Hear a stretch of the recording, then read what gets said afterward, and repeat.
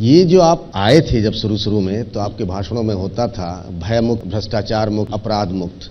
ये आप इनकाउंटर पे इनकाउंटर किए जा रहे हैं। नहीं, आपको लगता नहीं कि भय मुक्त वातावरण पैदा हो रहा है? तो फिर रोज अपराध और घटनाएं तो नहीं कम हुई? घटनाएं तो समाज है तो कुछ तो होंगी, लेकिन आपको लगता नहीं कि मार्च 2017 के पहले की स्थिति में और मार्च 2018 में कोई अंतर नहीं आया है? कोई अंतर नहीं आया आप है? जब कहेंगे कि आपको या तो यहाँ रहना होगा तो मेरी शर्तों पे, नहीं तो फिर प्रदेश छोड़ दें। हमने ये कभी नहीं कहा मेरी शर्तों पर रहने की बात। आप तो मुझे ऐसा कोई तालिबानी फरमान सुनाना चाहते हैं? नहीं, हम तालिबानी नहीं हैं। हम लोकतांत्रिक मूल्यों पर विश्वास करते हैं, लोकतांत्रिक आदर्शों पर चलते हैं। लेकिन हाँ, हमने इस बात को जरूर कहा है कि प्रदेश के अंदर कानून के दायरे में रह करके कोई भी व्यक्ति रहेगा उसको सुरक्षा प्रदान करना हमारा दायित्व है। लेकिन कोई कानून को हाथ में लेगा तो कानून फिर अपना काम करेगा। ये जो पुलिस मुठभेड़ होती है उसकी कभी आपने पूरी कहानी पढ़ी है कि एक आया, गोली चली, एक के पांव में गोली लग गई, दूसरे को अस्पताल में भर्ती कराया गया? सबकी कहानी मिलती जुलती लगती है कि नहीं आपको?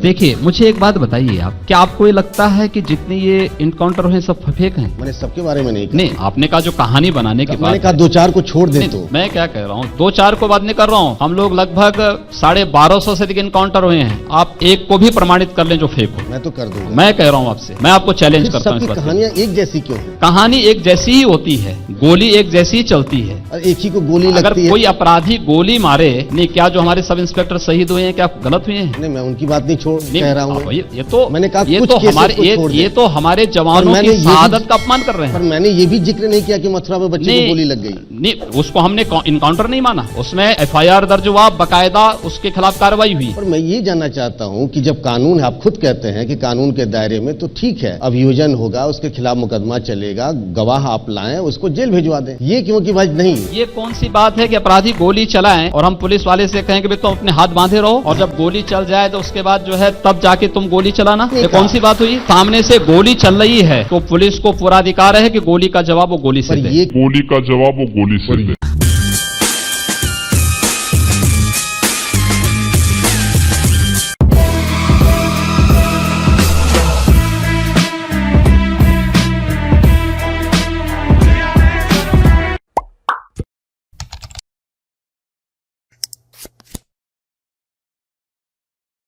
नमस्कार सर, सीडीओ मेरठ बोल रही हूँ सर। हमारे साथ राशिद अली हैं सर, बात करें।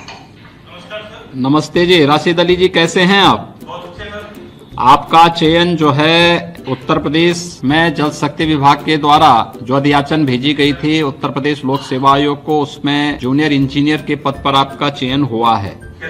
तो आपका जो है चयन हुआ है, तो इस चयन की प्रक्रिया में सबसे पहले तो चयन के लिए मैं आपको और आपके परिवार के सभी सदस्यों को और आपके सभी मित्रों को हृदय से बधाई देता हूं। आप ये बताइए, क्या कहीं कोई सिफारिश की आवश्यकता तो नहीं पड़ी आपको? नहीं सर, कहीं जरूरत नहीं पड़ी सर, मेरे को स्पोर्ट के साथ चयन हुआ है सर। नहीं, ऐसा तो नहीं कहीं आपने कहीं से फतवा जारी करा दिया हो कि मेरा चयन तो होना ही होना चाहिए? तो इसका मतलब यह है कि अगर आपको धार्मिक स्वतंत्रता है तो किसी दूसरे को भी धार्मिक स्वतंत्रता होगी? हाँ, हर एक को है। हर एक को होगी।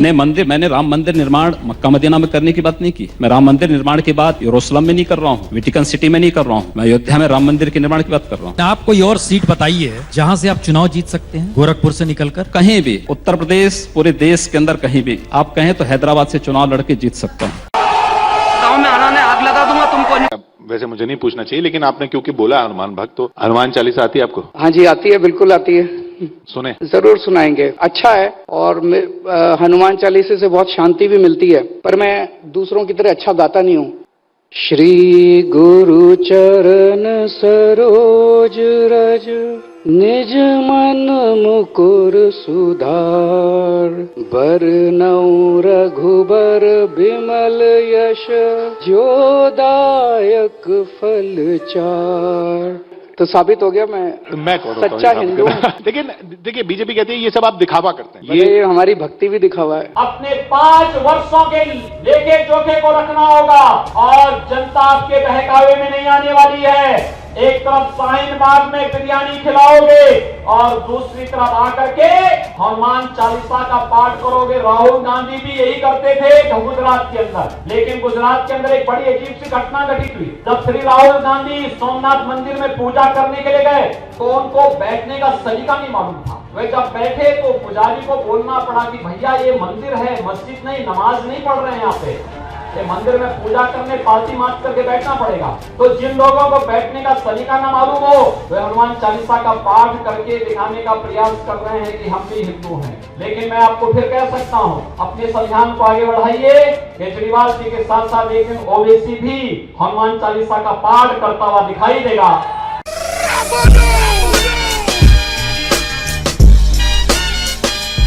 योगी जी, प्यार मोहब्बत की बात तो ठीक है, लेकिन जब आपके भाषण सुनते हैं ऐसा लगता है कि आप सिर्फ नफरत फैला रहे हैं, जैसे सिर्फ आग लगा रहे हैं, जैसे किसी का खून पीना चाहते हैं। मैं एक सन्यासी हूँ और एक सन्यासी होने के नाते सच बोलने का साहस करता हूँ। ऐसा सच आप कहते हैं कि अगर एक हिंदू का खून बहेगा तो हम 10 मुसलमान का खून बहाएंगे। किस परिप्रेक्ष्य में कहा गया है, पूरा वक्तव्य सामने आएगा तो मुझे लगता है उस पर ज्यादा बेहतर तरीके से बोलूं। भगवा वस्त्र पहन के साधु का रूप धारण करके इस तरह की नफरत की बात करना ठीक है? देखिए, मैंने उस बात को कंडीशनल कहा है। अगर कोई आपको मारेगा तो मुझे लगता है कि सामने कोई मानव होगा तो उस मानव को आप ये मान सकते हैं कि आपने एक थप्पड़ मारा, आप दूसरा थप्पड़ भी सहन कर सकते हैं। लेकिन अगर सामने दानव है तो अगर मारना एक हाथ से मारता है, दूसरा हाथ से उसका जवाब भी दीजिए। हार्ड में लिखने में, हार्ड में लिखने में, अंदर से सॉफ्ट लेकिन हार्ड में बिकने में बिकता नहीं। बेटा काम मेरा महंगा, बाकी बच्चे मेरे उम्र में लेंगा।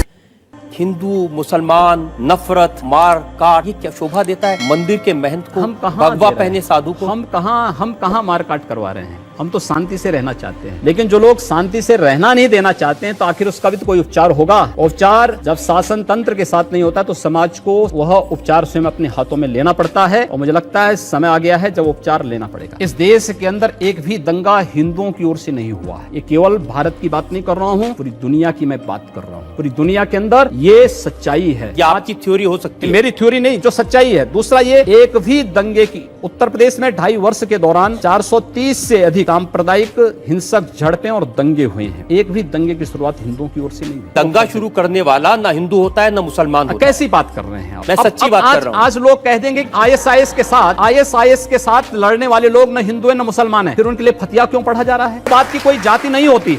और राम जन्मभूमि पर हमला करने वाले आतंकवादी जब वहां सुरक्षा बलों के हाथों मारे जाते हैं तो उनके लिए फतिया पढ़ा जाता है। क्यों नहीं उनको अमेरिका की जैसे ओसामा बिन लादेन को अमेरिका ने समुद्र में डाल दिया, पता ही नहीं लगा कहां चला गया, वैसे क्यों नहीं उनके साथ व्यवहार करते हैं? फिर कोई जाति नहीं, उसका कोई मजहब कोई धर्म नहीं, उसके साथ उसी प्रकार का व्यवहार करिए आप। क्यों उसको फिर जाति के दायरे में, किसी मजहब के दायरे में उसको कैद कर देना? ये तो आप कर रहे हैं कैद, मैं नहीं कर रहा हूं। ये वे लोग कर रहे हैं जो उनको उस प्रकार का देने के लिए उतावले दिखाई देते हैं। और इसलिए मैं कह रहा हूं, अगर जाति नहीं मजहब नहीं, समाप्त करिए। आतंकवाद की कोई जाति नहीं, कोई मजहब नहीं, आप उसके साथ उसी प्रकार का व्यवहार करिए। आप आतंकवादी है, मिट्टी तेल छिड़क करके आग लगा दीजिए, फेंक दीजिए उसको।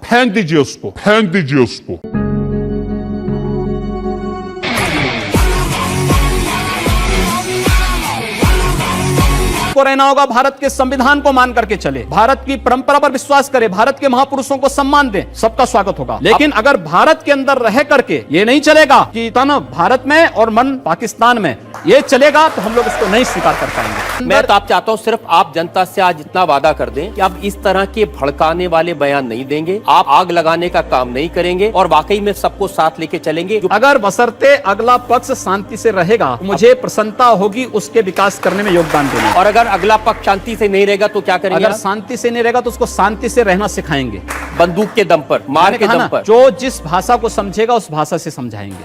खत्म, bye bye, tata, good bye, गया।